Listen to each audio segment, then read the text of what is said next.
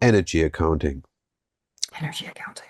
Yes. Tell me something about it. So, first thing, Mm, so you have a system that is helpful at monitoring your own health and stress level, mm, and it's helpful for managing your energy levels, mm, for reducing stress and preventing burnout, mm, and eventually improving your quality of life. So let's start at the mm. beginning. How, as an Well, autistic person, can I monitor my own health and stress level?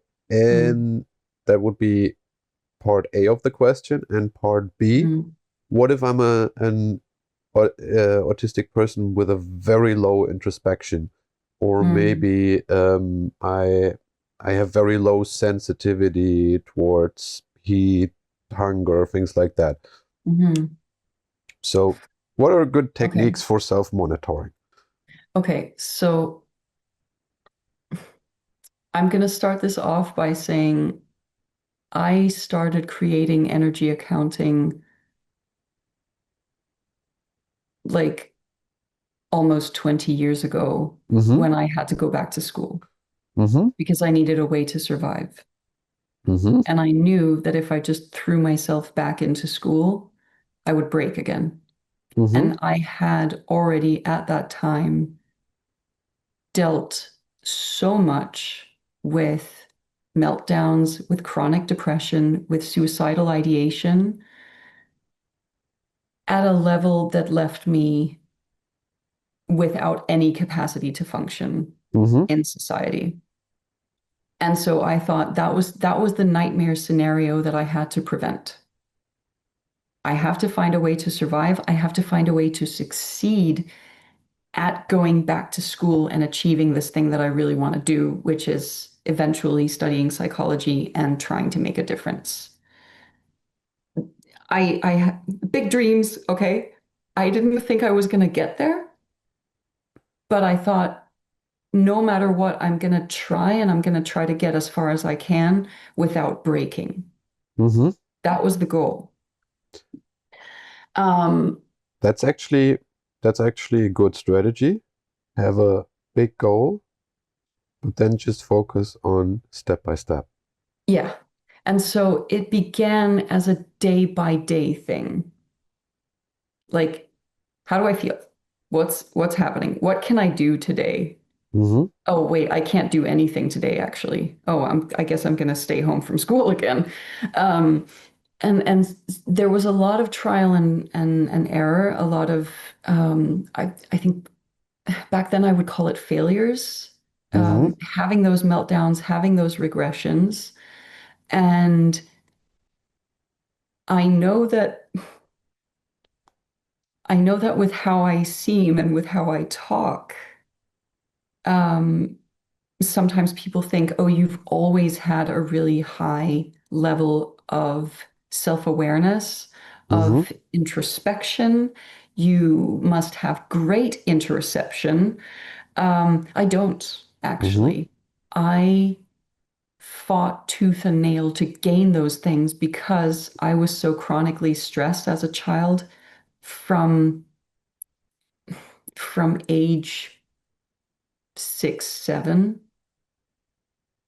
that I had no option to develop those skills. I Mm-hmm. was in survival mode for most of my childhood. Okay, so when you ask these things, and I explain, people might think, oh, but that's not possible because I'm not like you, or my child isn't like you. So that's what you're describing is just not doable. Mm-hmm. And I just want to make it clear that what you see is a result of many years of working Mm-hmm. actively. Okay. Um, but depending on your self-awareness, your ability to describe emotions, bodily states, what's going on in my body right now that I can attach to an emotion or to a stress level. Depending on your ability to describe those things, starting to use energy accounting will look different, Mm-hmm. obviously. So if you have, let's say, fairly poor interoception, so your ability to perceive what is happening in your body, recognize the signals of something, alexithymia, your ability to attach words to the emotion, Mm-hmm. describe the emotions you're feeling, um, and introspection, self-awareness, like even just noticing those things in the moment, or let's say even delayed processing, where you may discover minutes, hours, days later how you were actually feeling in a certain situation, right? Um, if those things aren't working, great. First of all, that is either a sign to me that you've not had the chance to develop those skills. Mm-hmm. So there may be some chronic st like stress or depression, even burnout, or you may have had really rough times during times of your life that you would have normally developed those skills, or maybe something else is going on. Mm-hmm. Okay. But we need to start with developing some of those skills, usually with help, usually with a mentor or a psychologist or a caretaker or parent or something, Mm-hmm. to talk about how does it feel to be angry, sad, upset, stressed, or happy, even? Mm-hmm. How do emotions feel? Attach them to concrete signs that your body will have. So, do you get sweaty palms, for example, when you're nervous? Does your heart rate increase? Do you feel a lump in your throat? And talk more or less concretely, depending on the person, about those bodily signals. We may actually not know what sweaty palms feels like until we have sweaty palms and someone helps us point that out, Mm-hmm. right? So there's a lot of work to be done there. Um, and so that's the kind of bottom up process of learning those. That can take a really long time. There's also a top down version of doing this process where we work from behavior, we work from the things we can see. I had a meltdown on this day. Okay, what happened before? What happened not just on that day, but maybe also the days before that might have led to that? The more data we gather about what happened, the more we can find patterns in, oh, this is what takes your energy. These are the things that lead to meltdowns. These are the things that make you tired, sad, depressed, or that make you happy, energized, excited, interested. These are the things we can work with that give or take energy in different ways, right?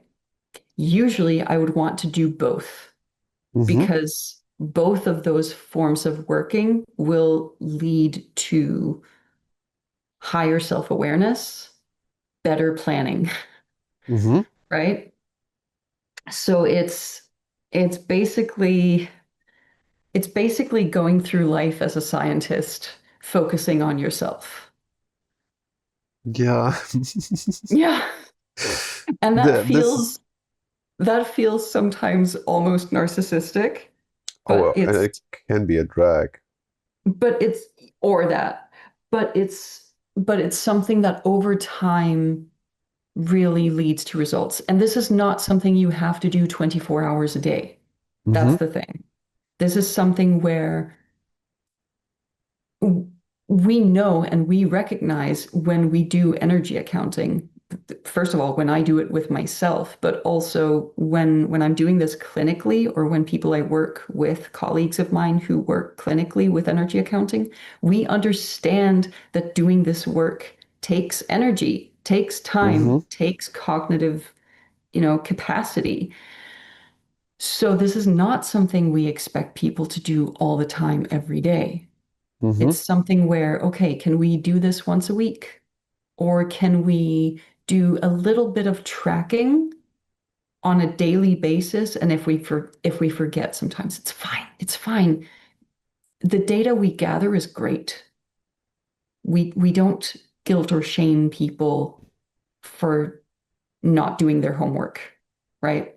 So whatever data we can gather is great.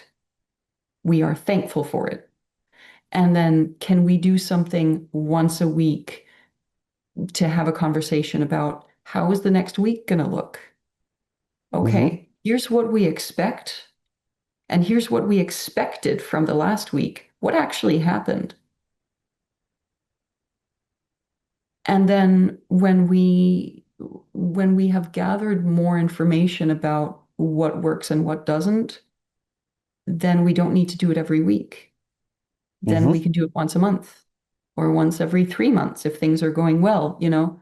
Um, but yeah, it's a process of really learning more about yourself, learning more about what your signs are of what does stress look like for me, or depression or anxiety.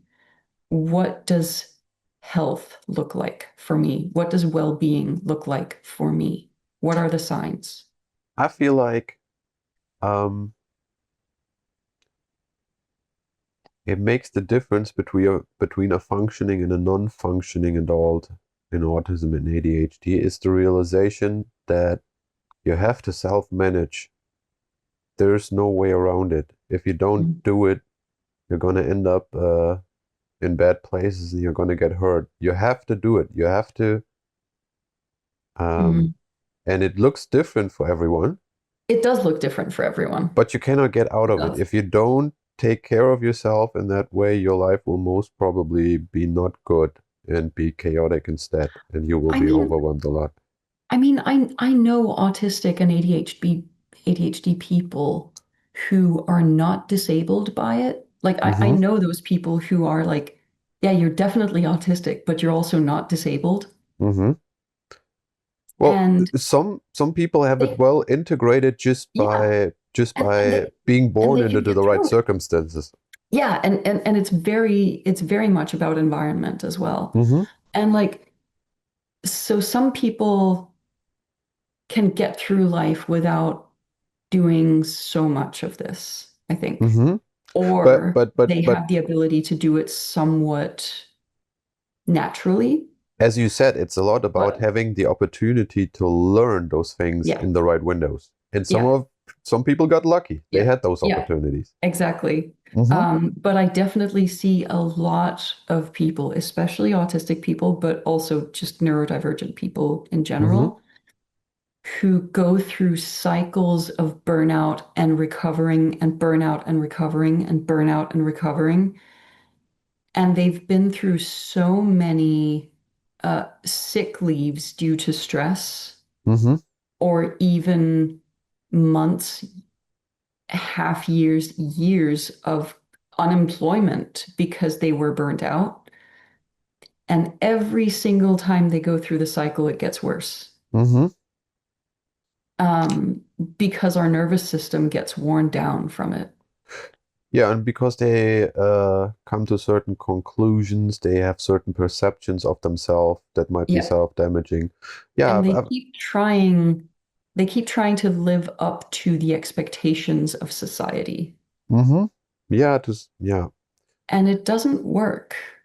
Hmm. So the whole point of energy accounting is, let's find out how we can make a life that works for you Hmm.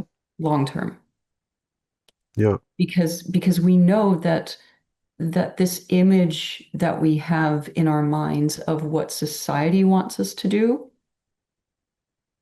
first of all, sometimes that image is correct, but it just doesn't match with our capacity, Hmm. either current or long term. Like, and then sometimes also, and this is actually very common, our perception of the expectations is so much higher and so much more complex. Mm-hmm. And it's like a level of perfection we think we have to reach that Yes. is impossible, even for neurotypicals, even for neuromajority brains. Like, Mm-hmm. and we think we have to do this. Mm-hmm. And it doesn't exist in real life, but we Yeah. still think that we have to.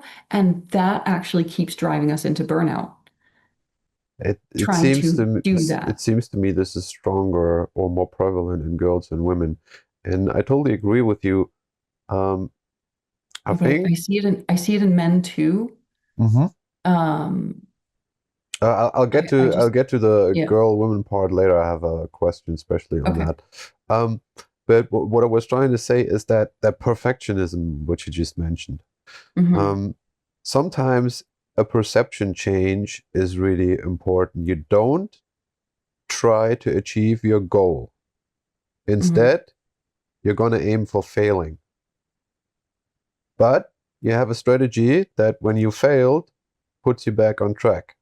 Hmm. So I'm going to use a very simple example. Cleaning up your room. You're Yeah. going to start cleaning up your room, Yeah. and all of a sudden you find yourself in the kitchen doing something completely else. Hmm. And so one way to deal with that is before you clean your room, you make up a list of all the things that you want to achieve. You put Hmm. that list up on the wall. And once you have wandered off into the kitchen or done something else, you now know, I put up the list. I don't have to do the mental work to remember what I actually wanted to do. I just go back to Hmm. the list. Yeah. And so you build yourself a way of achieving the task that has failing in mind. Hmm. Just you make like you have like a, you're on the tightrope, Hmm. but instead of falling down onto the hard ground, you just put up a bunch of trampolines. So Yeah. whenever you fall off, you bounce back right up. Yeah. So I think that can be a key for some people. You know, put the perfectionism aside. Yeah. You're not gonna if you wanna get it right on the first attempt, you're never gonna get it done. And I mean, Hmm. you've written books. If you had put yourself under the pressure, I'm gonna pick up the pen and I'm gonna write down the entire book in one go and it's gonna be perfect, you would have never succeeded. No. No. So, and I write as well. And, you know, the first steps of writing are really frustrating for me because I write something down and I know it's not good. It's not Yeah. up to the standard that I want. But I just made this and it's not good and I don't like it, but I made this. Hmm. But Yeah. it is the stepping stone. Like the next day, I'm going to look at this again and I'm Hmm. going to read it and I'm going to see all the things that I don't like and I'm going to correct Hmm. them. And I do Yeah. that through a couple of iterations and Yeah. eventually it ends up good.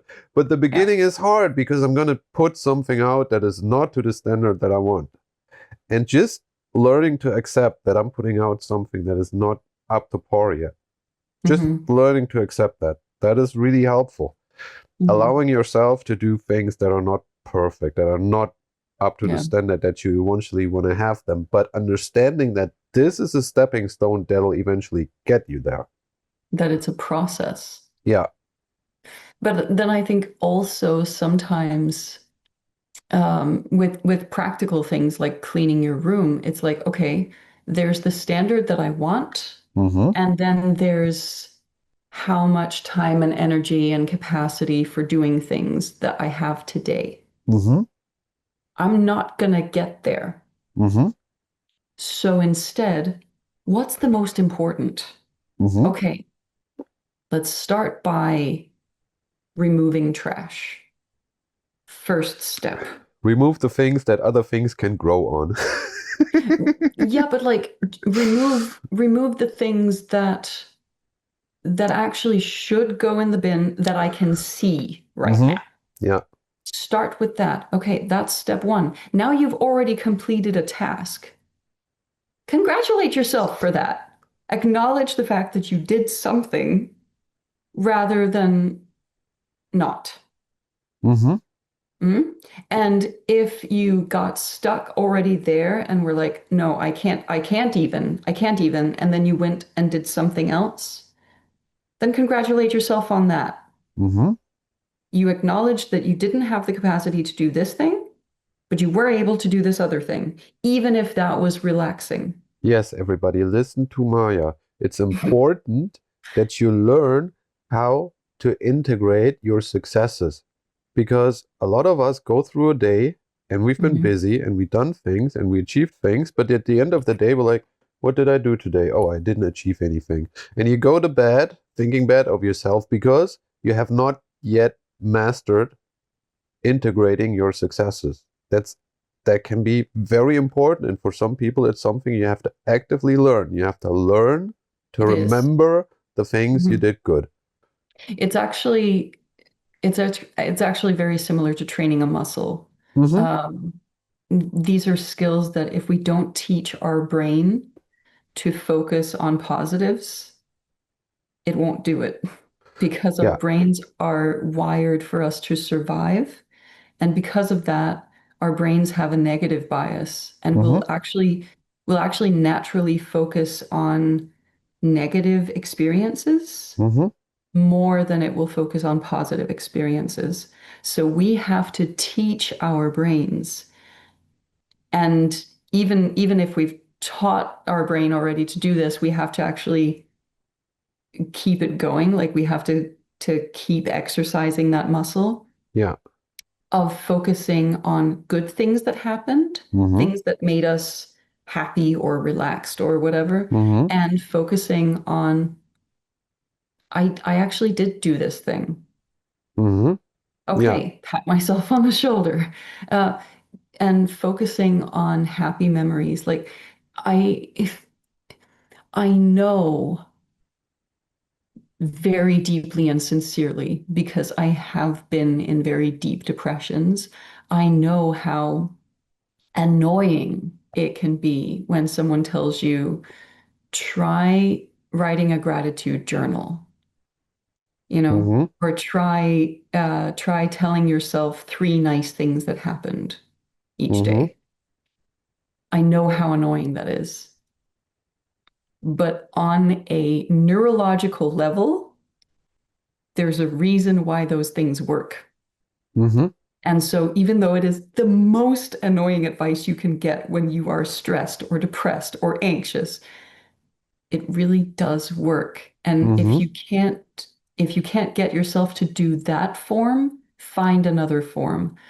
I ended up doing a form of this that was to take one picture a day of something nice, something pretty, something that made me smile, something that was a nice experience, anything that was neutral or better. And some days it was the silliest thing Mm-hmm. that you would never ever think of as something good. It would just be whatever. Mm-hmm. And some days it was actually something positive. And some days I forgot, Mm-hmm. and that's fine. But it was something to do to train my brain to focus on something positive. Mm-hmm. And it's yeah, it's a neurological muscle, you could say, Mm-hmm. that we have to exercise. Okay. So now that we've trained our muscle a little bit Hmm. in understanding ourselves, in understanding our own health and stress level, Hmm. um, what's the next step? So then we go into now we actually want to make things better, Mm-hmm. right? And actually we do that from the beginning, but it's because all of it is happening at once because life is life, and you can't really segment it in that way. Um, so the focus will be on improving well-being, improving quality of life. And quality of life is such an interesting concept because there are factors to it that make it seem very complex. But what we know is that quality of life boils down to some fairly simple things. Quality of life boils down to feeling safe, Mm-hmm. feeling meaningful, both Mm-hmm. in terms of having purpose, but also having connections, being part of a community, for example. We know that it's to do um, with feeling love, with feeling that you can achieve something or that you are progressing somehow, that you're growing as a person. Um, it's it's this combination of factors. It's also your mental and physical health. Like if you are suffering from chronic pain, for example, that is definitely going to impact your quality of life. We can't get around that. Um, if you do suffer from cyclical depression, sometimes called seasonal depression, but it's not always seasonal, Mm-hmm. um, that's going to impact your quality of life. We can't get around it. But maybe there are things we can do that will make it impact your life less. Maybe there are things we can do, strategies we can implement that will make life a little bit easier. And so what I tend to say is, first of all, don't aim for perfect Mm-hmm. because our concept when we think of quality of life very often goes to happiness, which very often goes to these images of, people jumping for joy. Mm-hmm. And that's not happiness in the sense of quality of life. That's Mm-hmm. happiness in the sense of joy. Mm-hmm. And joy is an emotion that is short-lived, Mm-hmm. and we can't feel like that all the time. So instead, quality of life is very much about focusing on kind of the baseline of how we feel. Mm-hmm. We're always going to have peaks and valleys. I kind of, it's what tells us we're alive. You Mm-hmm. know, life is going to be life, Mm-hmm. and you can't eliminate the lows. But what you can do is try to make the average a little bit better. So we're aiming for 1% better, 2% better, whatever we can do. Mm-hmm. But we're not trying to do all of it all at once. I would argue that it's better to aim for meaning if you want to be happy than to aim for happiness. We actually have to do both. We actually have to do both. So, okay, um, there are terms for this. Mm-hmm. So the peaks and the valleys, we can talk about hedonistic happiness, Mm-hmm. which is very related to what is happening. How do I feel right now? Mm-hmm. So we put that to one side. And then we talk about the baseline, the more through line of how you feel about your life. Mm-hmm. That's the meaning and the purpose and the connection and all of that. We call that eudaimonic happiness. Mm-hmm. The thing is, one is not better than the other. They're always going to coexist. So we have to both focus on how can we improve the through line Mm-hmm. and focus on doing things that make us feel better. Mm-hmm. So if if it makes me feel happy to have a really good cup of tea in the morning, Mm-hmm. if that's something that makes me momentarily feel good, great. That's a happy emotion in that moment on that day. The more of those I have, the the more highs I'm going to have compared to lows, right? Mm-hmm. But if we only do that, if we only focus on the hedonistic happiness, then we forget about the through line and the meaning and the purpose. And Mm-hmm. sometimes meaning and purpose is hard. And we kind of just talked about this because you talked about writing books Mm-hmm. and how damn, that's hard. And you're doing something and it's not right and it's not perfect. And but we're going to go back to it and we're going to make it better over Mm-hmm. time. And then eventually we have something that we're proud of enough, at least, that we are willing to show it to other people. Mm-hmm. And then sometimes, if we're lucky, other people will give us feedback and say, what you did was meaningful. That made an impact on me. Or we know that it made an impact because we know that whatever we wrote or whatever we did or whatever it is, that it makes a difference to us and to the people around us or to the environment or to an animal that we know, you know, and those things that are not necessarily easy to do, but which give us a sense of meaning and purpose. That's the eudaimonic, that's the through line.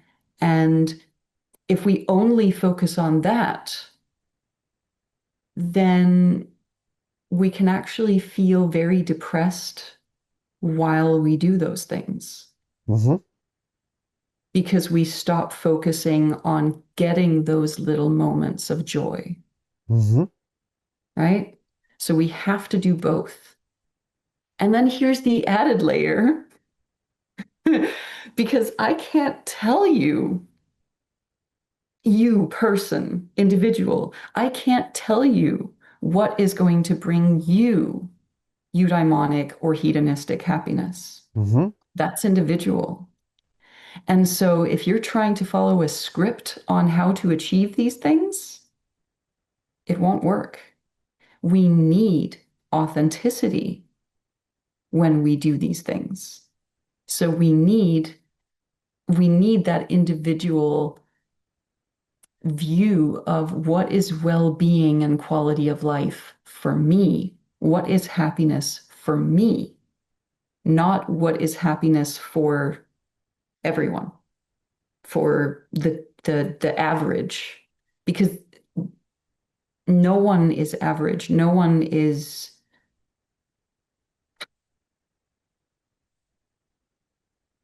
one actually fits into a standard.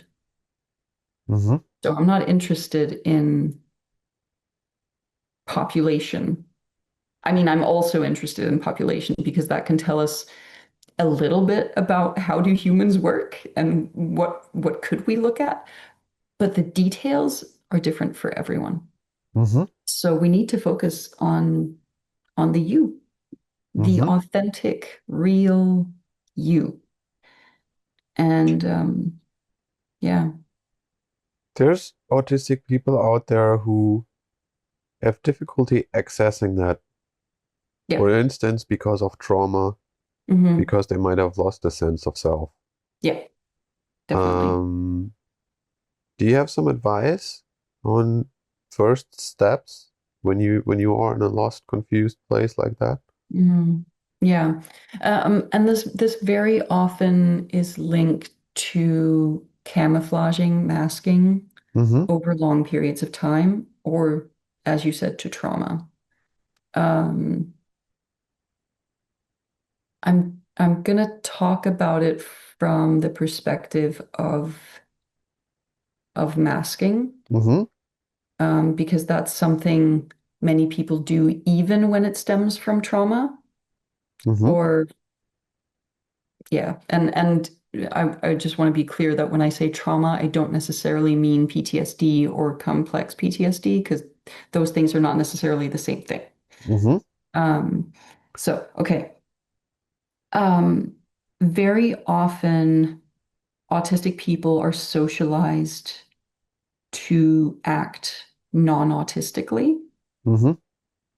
Um, and this can be through ABA training, but it can also just be being in the world and learning that whenever you show your autistic self, it doesn't go well.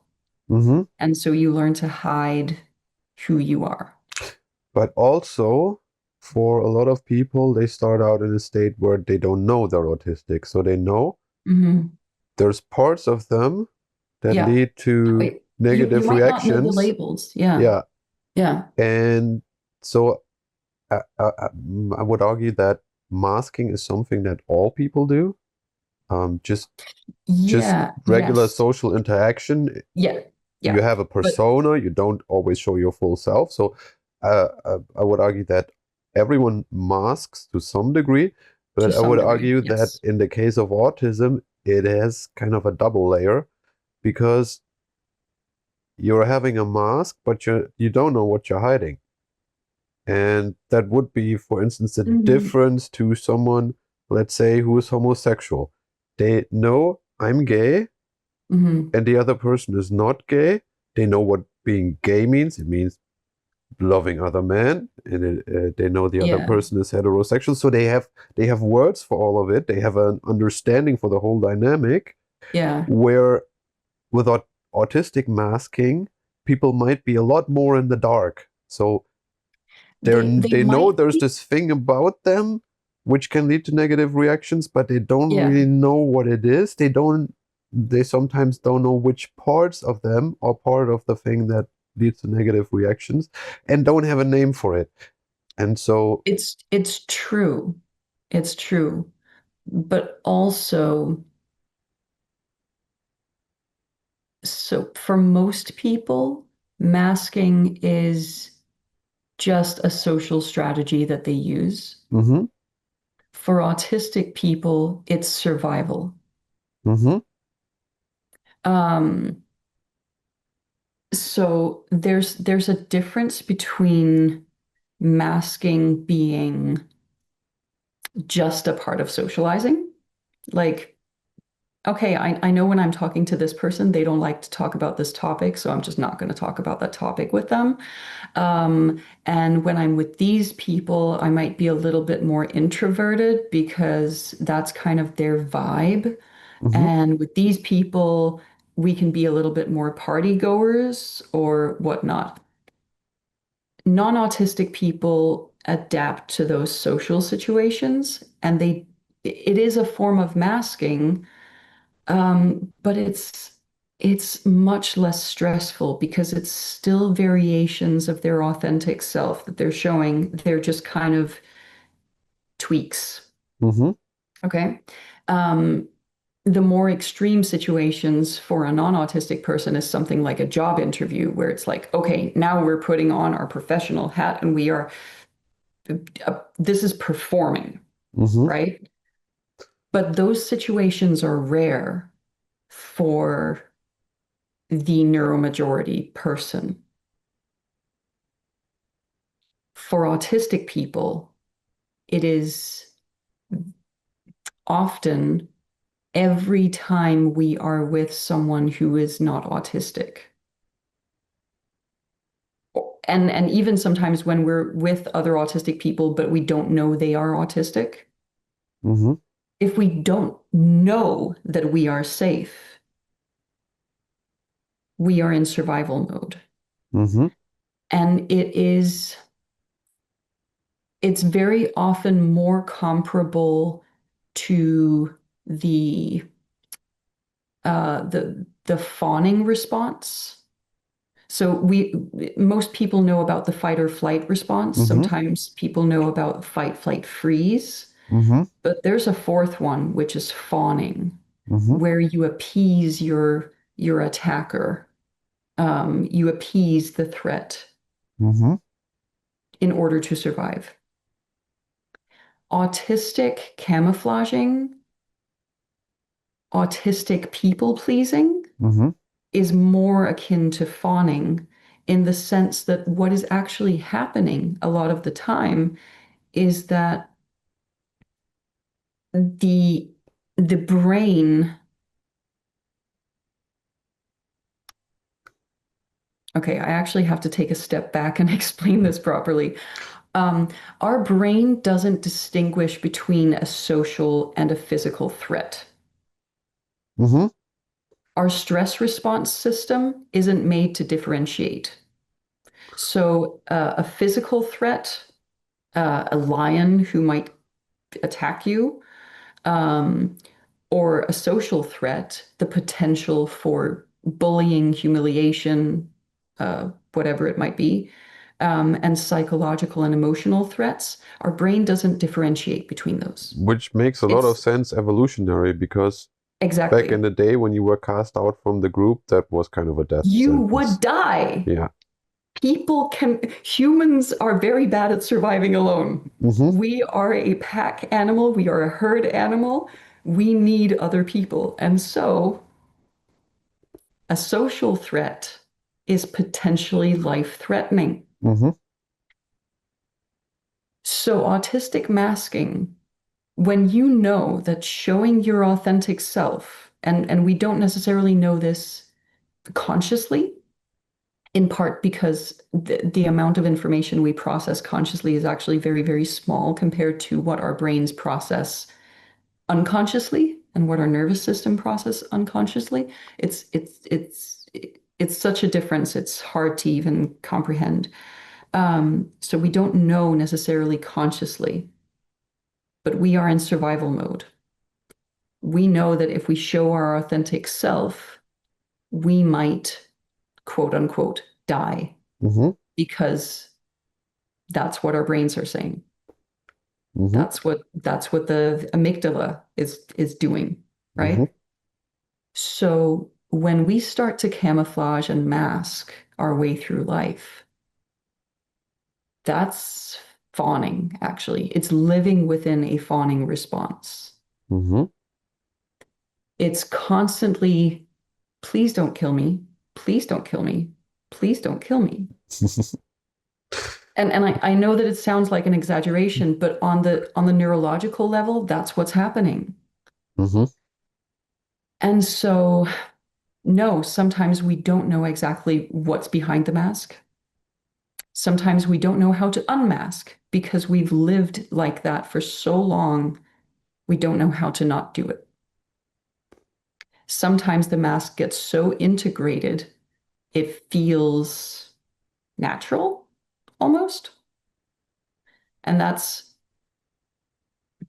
I mean, the safer we feel, the more we are outside of the fawning and more in, okay, I'm just being a people pleaser and I'm just adjusting because I don't quite know. I'm in unpredictable territory, kind of, but I don't feel this is life-threatening, right? But it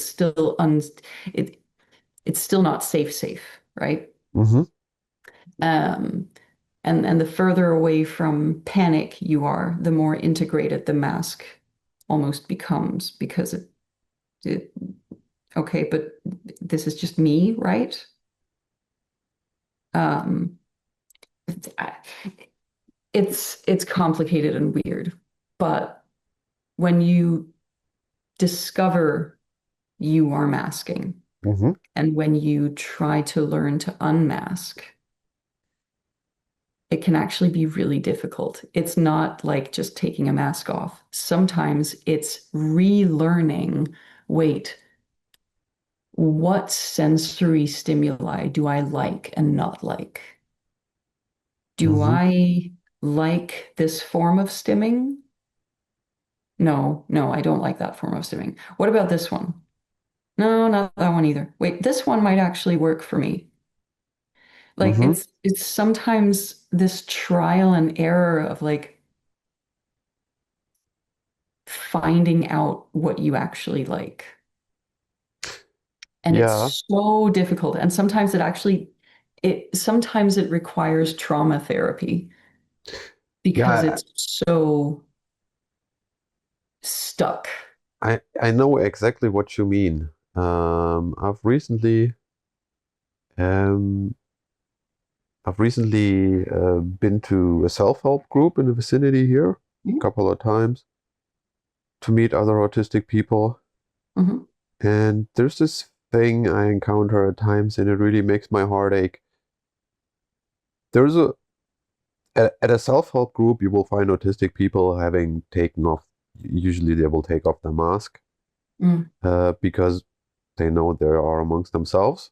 Yeah. But you encounter some where they've taken off their mask, but pieces of their mask are still stuck to their face, like burned into their flesh, and they can't Mhm. take them off.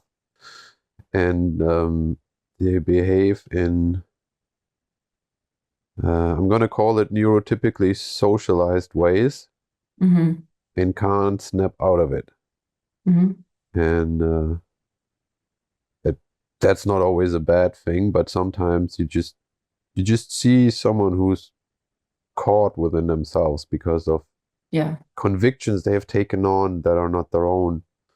Yeah. And it always makes me feel uneasy in a way I because mean, I, it's really hard because you have to unlearn the mask and relearn yourself.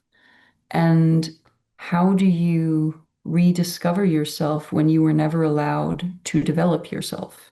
yeah, If you've been exactly. masking since childhood, you haven't been given the option to develop your own identity Mm-hmm. throughout childhood and teenage years and your young adulthood the way neuromajority people do, Mm-hmm. because you've been surviving Mm-hmm. by putting on that mask. And so, how do you then figure out who you are?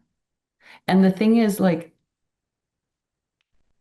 it can be such a long process and it's so hard to do on your own that really we need advocates. We need people to advocate for us, not just on the political and the social media and those broader levels, but also in our daily lives. Like we need someone to be there and say, "You're allowed to stim. Mm-hmm. Here, I'll do it with you." Oh yeah. I remember that at You a know? self-help group I talked about at the self-help that was way Mm-hmm. back when I was discovering that I was autistic. I talked at the self-help Mm-hmm. group about how I sometimes will spend a whole day, I will not shower. I will stay in my sleeping clothes all day, maybe just put on a jogging pants or something. Mm-hmm. And I talked about that sometimes I even do that for 3 days in a row. Mm-hmm. And I was just kind of venting, But a couple of weeks later, another participant came up to me and she told me that it was really freeing for her to hear that because Mm-hmm. now she was able to allow herself to do that because she had always been taught and Yeah. told it's a bad thing. If you Yeah. don't shower, that's bad. You're dirty. If Mm-hmm. you stay in your sleeping clothes, You're lazy. yeah, you're a punk. Yeah. Uh, It, all of those words that get thrown at us, and it's like, well, but what if it's comfortable that day? yeah, I'm just It gonna might be allow when this. it I'm might be gonna Wednesday, but if I have a day off, why can't it be Sunday? exactly. You know? Yeah, it's my Yeah, time, and in yeah, my time, I do it the way I want to do it, yeah. free So from we the. need those advocates, Mm-hmm. and we need those advocates not just to be with us and say, no, it's okay for you to unmask, but also sometimes to help us set boundaries because a part of the camouflaging is sometimes, a lot of the time, actually also doing things we don't want to do. So it's ignoring our own authentic boundaries. So actually having advocates teach us, help us to learn that it's okay to set boundaries and to figure out what are my boundaries even. Mm-hmm. Um, that's something we also need. So it's not just unmasking in terms of showing and going out there. It's also masking in terms of saying, no, that's actually something I don't want to do, even though I used to do it to please everyone else. I Mm-hmm. really don't like it. Yeah. So it is really that figuring out piece by piece, what is my authentic self? What do I like? What do I not like? Mm-hmm. What am I okay with? What am I not okay with? What are my values that I've been maybe forced to ignore? Mm-hmm. Uh, and rediscovering how can I be my most authentic self and still survive? Mm-hmm. Yeah, I recently talked to a mother She's on the spectrum. Her kids are Hmm. as well. The Hmm. husband is not. Yeah. And in her family, they realized they no longer eat all at the same time. Yeah. And it helped a lot. I mean, Hmm. they have other social rituals where they come Yeah. together Yeah. and do it all together, Yeah. but not forcing everybody to eat at the same time was Hmm. something that worked really well for their family Yeah. unit. Yeah, and sometimes it's even different from the time of day. Like some people, some families, okay, we're going to uh we're going to keep having dinner together because we like that. Mm-hmm. But we all actually wake up and go through our mornings so differently that breakfast is going to be Yeah, all over the place. yeah, Or vice versa, that the morning is really structured, but in the evening, people have such different energy levels that you know what? You just go and eat in your room. It's yeah, completely fine. I'm going to eat here. You're going to eat there, maybe at different times. yeah. It's cool because we Somebody have might different needs. Yeah. somebody might need 2 to 3 hours calming down Hmm. after work before they can actually eat. Yeah. Yeah. Mm-hmm. Yeah. Okay, so that was a good overlook over your energy accounting concepts. I was wondering, what kind of changes would you suggest for children? I mean, children might have Mm-hmm. even more or might have even lower introspective. Um, Yeah. Yeah, but I mean, with children, very often we're working with parents and with schools. Mhm. Um, so you but would argue some of the energy accounting can be externalized to someone else at that yes, age? yeah, but also even for adults, I mean, we always will recommend, if possible, that there's some degree of assisted monitoring because other people see sometimes what we don't see ourselves Mm-hmm. about how we're doing. Mm-hmm. We don't necessarily always see that we are getting stressed or going into a depression before others. Very Mm-hmm. often, other people will see it first. Mm-hmm. Um, and so, even for adults, assisted monitoring is still really beneficial. For children, the degree of assisted monitoring can be higher. But um, what is tricky about it is that sometimes people will think that because a child is less verbal or that because they're young, that they can't contribute to talking about their energy accounting or exploring their energy Mm-hmm. accounting. And it's like, no, no, we just do it differently. We make it more visual. We use more pictures or we use blocks instead of numbers or Mm-hmm. whatever it is. But we have to still acknowledge that even a very young child, even a child who, even a person who is intellectually disabled or um, uh, someone who is non-speaking, they still contribute because they will still be able to show you something or tell you something that you didn't know. Mm-hmm. So it's so important to, even when you're doing assisted monitoring, even when you are using those outside sources to get information about a person's energy accounting, to still, to every degree possible, be listening to that person and trusting that person, Mm-hmm. even if, and I want to say especially, but I mean, it's not good. People are important. All people are important. But even if it's a child, still trust them. Mm-hmm. They know. They know. They may not express it in the way you want them to. And sometimes if you're not used to reading nonverbal communication, maybe it's harder for you to understand. But then you have to do the work Mm-hmm. to figure out what it is they're trying to tell you. Mm-hmm. It's always listening and trusting and involving them in the process as much as possible. But the exact form of how we do energy accounting, we can change that. Mm-hmm. Like usually we use lists with words and numbers and we write things down and then we color code calendars and things like that. That might be too complicated for a 5-year-old or a 3-year-old or someone who has an intellectual disability or whatever. Okay, so we do it differently, but we can still do it. Mm-hmm.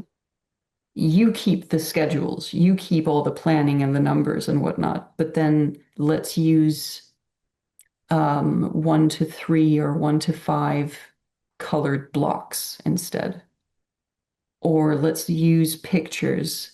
Um, the cat kit made by Kirsten Callison and um, Annette Nielsen and Tony Atwood. The cat kit is really good for exploring emotions, Mm-hmm. and they use a number of different smiley faces to show different variations of emotions. Mm-hmm. We can use those in energy accounting too. So it's not about doing it that exact way that we wrote it in the book. It's about, okay, we have the concept now. Let's find a way to make it work for this person. Mm-hmm. Mm-hmm. Yeah, that makes sense.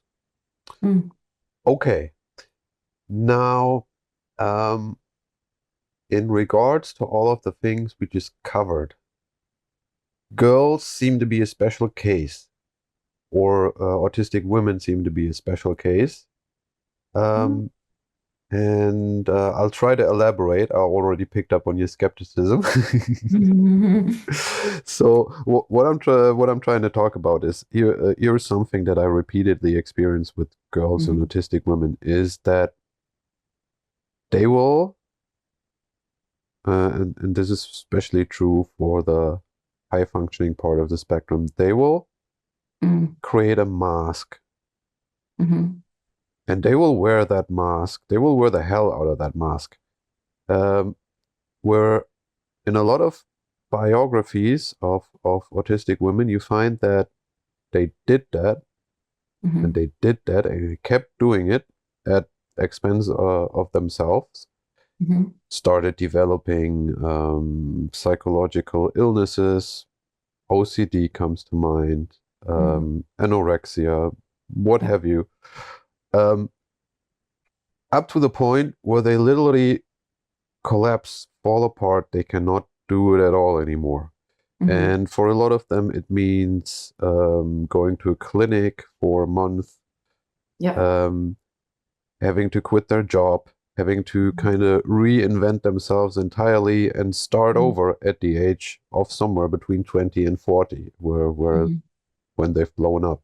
mm, And this is something that really like that that I think about a lot. What can we do to mm, prevent young autistic women from mm. going down that path? My feeling is that it is something where they go like, I'm going to do this at some Yep. at some point, some early point, Mm, mm, and you can't get to them. Like, or mm. I have with a lot of them, I haven't figured out a way to get to Yeah. them. Like, Yeah. I mean, um, I know those people. Yeah, mhm. definitely. So do you have any ideas on that? So I think for young people who do that, and I see it with men too, Hmm. by the way. I see men do it, and when men hit burnout, unfortunately, when they hit that collapse, unfortunately, they more often will go into addictions, Hmm. or they will fall into homelessness, Hmm. or they will commit suicide at a slightly higher rate, I Mm-hmm. think. And I think also they might not get diagnosed because we've gotten used to talking about this masking profile in women and Mm-hmm. girls, and we ignore it in men Mm-hmm. because we're still looking for the signs of classic autism in boys and men. And I'm not a fan of that because I think we're missing a lot of boys and men who use those masking strategies and who try to hold it all together and then they do collapse. Mm-hmm. I'm seeing a lot of men get diagnosed around the age of 35 to 45. Mm-hmm. Yeah. After complete collapse. Okay. So the problem, I think, is this level of perfection that we're striving towards. It's this thing that we think we're supposed to be. It's the performance culture. It's the get the grades, go to school, don't have absence, don't show weakness, just keep surviving by not being you. And this applies, unfortunately, not just to autistic people, because we also see in children in general much higher levels of, um, in Danish, the word is mistrivsel, um, non-thriving, Mm-hmm. diagnoses of anxiety, depression, stress, etc., are going through the roof in general. Yeah, we have the Um, first generation that's not smarter and more capable, and then the one was and preceded by. that have a much higher rate of mental illness, Mm-hmm. much higher, astronomically. It is so concerning. Mm-hmm. And I think even before, because I mean, now we're seeing it with the millennial generation, that they've held it together and now they're burnt out. Mm-hmm. And I think it's this constant trying to survive through crisis after crisis and keeping it together and striving for a level of perfection and curating your life to the outside world so that they don't see the cracks. Mm-hmm. And the solution for me is we need to change the culture. Mm. Yeah. We need to change the narrative of how a human should be. We Mm-hmm. need to allow for the fact that even though we've invented all this fancy technology and all this complicated language and um, all of these rules about how society should work, we are just, as Tim Minchin puts it in a song, monkeys in shoes. Mm-hmm. We're just monkeys in shoes. We need to stop. um, we need to acknowledge our bodily needs. We need to acknowledge our psychological needs. We need to acknowledge our limits as well and not constantly be trying for more and more and more and more perfect and more people, more friends, more likes, more production, more better grades. We need to stop. Yeah, the everything that ends with maxing, looks maxing, grades maxing, all of that needs to go. But in general, this culture of performance that we have, where you need to work as much as possible. You need to make as much money as possible. You need to have the biggest house possible. You need to have as many friends as possible. You need to have like it's this intense focus on more and performing a level of human that isn't compatible with thriving and well-being. Mm-hmm. And we need to stop. Mm-hmm. We need authenticity. We need to look both inward at what do I actually need, and we need to look up from the screens and look at the world. We need to go outside in nature. We need to connect Touch with the grass. people around us. We need we need to allow ourselves to be communities again. Mm-hmm. Yeah. I think the Western mindset is really good at building efficient machines and computers, Mhm. but I think what we very much lack is a sense of harmony and balance in the way that it is more prominent in Asian cultures. Mm. From what I hear about Asian cultures, it is even worse. I think Europe is on the area of work-life balance still slightly better, also compared to the States. Mm-hmm. Again, from what I hear, um, but we're not doing well. Mm-hmm. We are actually ignoring our human needs as a society. And when it comes to autistic people, ADHD people, a number of neurodivergencies, neurominorities, um,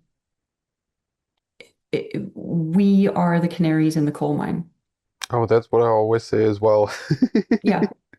And right now we are screaming. Mm-hmm. We have already died.